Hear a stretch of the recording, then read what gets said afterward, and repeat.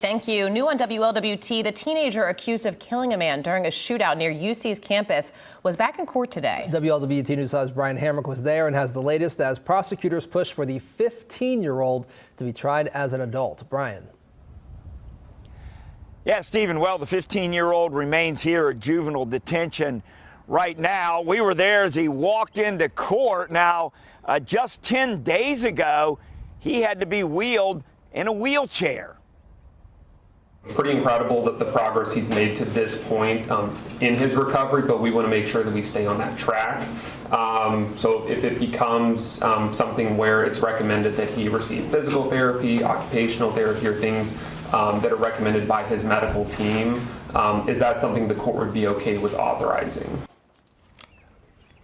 Yeah, Judge Stacey DeGraffenreid said there can be further discussion on that if it happens. The judge's orders are that we're not allowed to show juveniles in these court proceedings. That's why you don't see him in court here. That will change if the teen is sent to adult court, and prosecutors have said that's what they plan to do. The teen's charged with murder and robbery. Investigators say this is the same teen that's seen on security cameras pulling a gun, then exchanging gunfire with a man he was trying to rob. This is all on Short Vine, just outside of a liquor store. Attorneys for the teen say he was hit 7 times. Now, the victim in that shooting is Kyle Merrick. He was 25 years old.